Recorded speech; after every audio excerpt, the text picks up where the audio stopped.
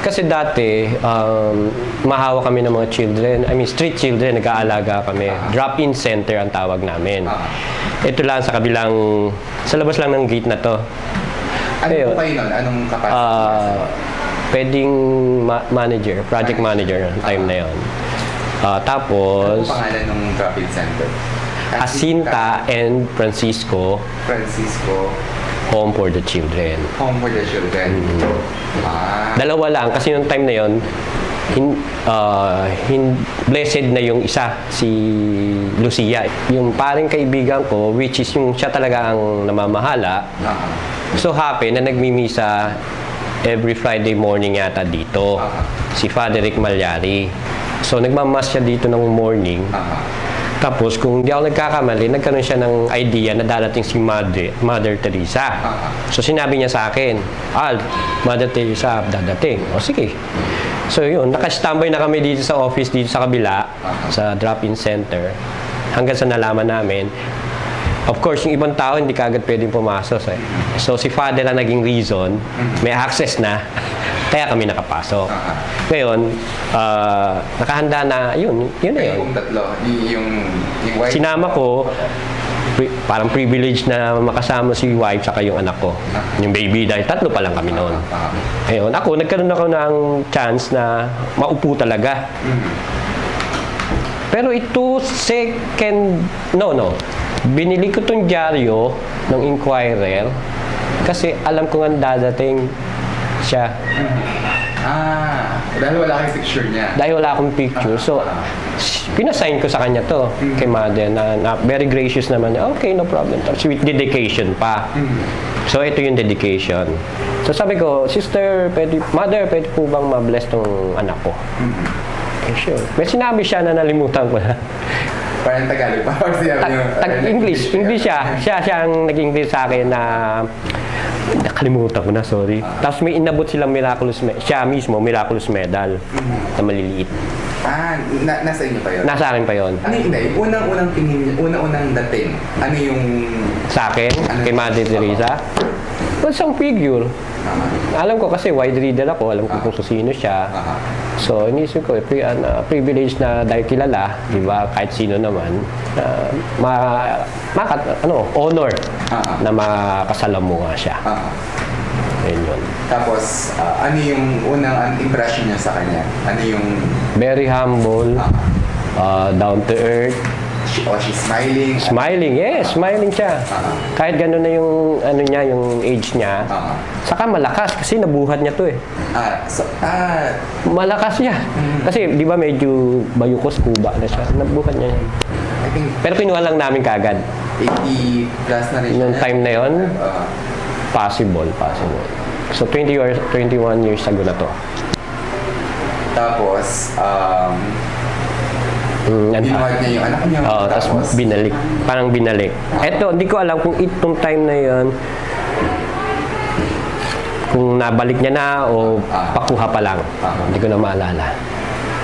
Ano yung, di yung unang araw? Dito yung nangyari sa labas. Tapos, puno ng mga tao, parang lahat kayo gusto ng moment with Mother. Ilang minutes, ilang seconds lang yung entire siguro mabilis lang dahil maraming gustong makipag pinakamatagal na 5 minutes. 5 minutes. Tapos ano pang sinasabi niya? Do you remember? Inspirational lang na salita na parang God bless us, the baby, yun. Hindi ko na maintindihan yung iba kasi mahina ang boses niya, sa totoo lang. Talaga parang... Siyempre, ikaw naman, since may sinasabi siya, ganun ka lang ng ganun. Kasi nga, balita na siya, nadadating. We bought nga yung walang picture, walang I might consider na ito na lang kasi picture na rin yan. Ayun. First day to. Okay. So, yung first day na yan, ginunan kami ng picture, pinadevelop namin, kinabukasan nakuha ko.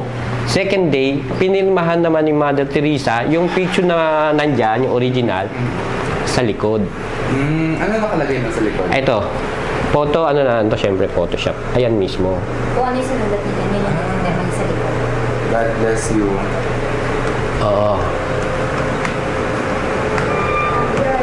Mother Teresa. Ano yun? Mother Teresa. Yung... Parang ano yata nila. Parang hindi sa... Parang SJ, parang ganun. Tapos yung... Ano, Ito, nakita mo ito, Photoshop to, sa Inquirer to. Kung ano yung nandito, ayan na yun. Mary, Mother of Jesus. Be Mother to me now. Be Mother to me now. At kung ano yung sinusulat niya, narinig ko, parang sinasabi rin niya ng verbally. Guide and protect. Oo. Yun, naalala ko na. Oo. Parang sinabi ko, Mother, pangalawang beses na to. Parang na ano pa nga siya, natawa. Kasi alam mo siya, smiling yan. How was your smile? Ano yung ano? Aura, maganda yung aura niya. Oo. Talagang very saintly. Yung parang, kumbaga sa ano, hindi makabasag pinggan.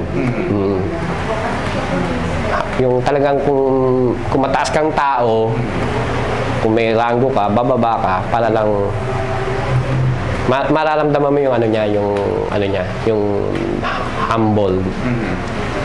Ano yung atmosphere nung unang araw? Ano yung... You mean ito? Yes. Excited. Kasi sabi ko nga, figure siya, celebrity sa akin yun. Yun. Dahil, alam mo, pagka siyang kilalang tao, gusto mo ma-meet, or may chance ka ma-meet, na-excite ka, yun lang yun. Yun lang muna yun, nung time na yun. Parang wala pang personal na sa inyo, spiritual law, o ano man. Wala pa masyado. Although, nasa ano ko ng pare, Nung bago niyo siya na-meet, ano yung... Siyempre, you said you were well-read. Ano yung mga alam niyo about life? Ano yung mga... Ni Mother. Kay Mother Teresa. Oh, nagbabasa naman ako ng pocket books about her. Galing nga siya sa isang congregation din na eventually parang hindi siya makapag-serve ng mas maganda, mas ano sa tao. So, at sa kanya ko rin natutunan yung the least, the last, and the lost. The least, the last, and the lost. and the lost. Yung hindi mga pinapansin. Yung mga taong nasa gutter. Yun. So, hanggang ngayon, pag nakakakita ako ng ganun, nararamdaman ko rin yung nararamdaman ni Mother. Kaya isa pa pala akong nag-interest kay Mother Teresa is because of Nobel Peace Prize. Nobel Peace Prize. Nobel Peace Prize. Kasi noong pinag-aaralan ko yung mga Nobel Peace Prize awardee noon, si Martin 5 yata. Si Martin Luther King. So, basta yun yung mga nagbabasa ako, mahilig ako sa gano'n. Eh sabi ko, yung isang tao na Nobel Peace Prize, mamimit mo, di privilege. Di ba? Honored. Na-imagine nyo ba na magiging saint siya? Definitely. Oo. Doon pa lang yung sabi ko nga, kung mataas kang tao, bababa ka para lang makausap mo siya. At napaka-simple lang niya talaga yun. Naalam ko na magiging santo. In fact, nung namatay siya, sabi ko, parang mabilis magiging process niya ng beatification. Siguro dahil kaibigan niya din nung time na yun si Pope John Paul II. Nung namatay siya? Nalungkot ako. Like, ano yung pumasok sa isip niyo? How did you? Unang pumasok sa isip ko, malulungkot ang mundo. No? Yun. At personally, nalungkot din ako talaga.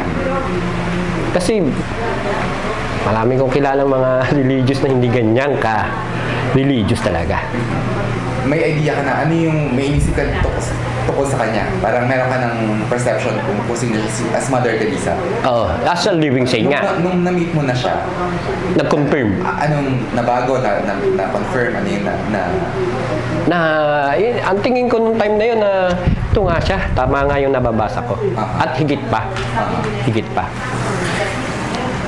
Parang larger than life. Larger than life. Tama. Iba yung nakikita mo sa TV, kumbaga. Ano yung reaction ng mga ibang tao nung kasama nyo na nagkakagulo. Parang hindi pwedeng, kumbaga, rockstar na simple. Na babae. Ano sabi niya, nakita niya kayo ulit? Hindi, sabi, Mother, papirma po uli. Tapos, woo! Parang nabigla. Kasi nakita niya na yung picture niya, saka ako. Yun na yun, naalala ko na. Tapos ito na nga ang signature niya. That's it. Yun na yun. Parang nahihiya na akong magtagal. Parang bigyan naman ng chance yung iba. Naniniwala kayo sa mga miracles?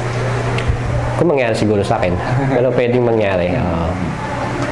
Kasi para ma-declare na sin, kailangan ng dalawang miracle. Dalawa. In fact, isa na nga lang daw eh. Para sa akin, hindi na kailangan yung miracles eh. Yung mismong ginagawa niya, yun na yun eh. Na walang ibang makakagawa nung naglalakad sa gate, sa bundok, sa gate, sa may mga kanal, sa mga slum area, sa iba-ibang lugar sa mundo. Parang hindi na kailangan. Hindi na kailangan ng miracle. Yun na mismo yung miracle. Na walang ibang taong makakagawa nun.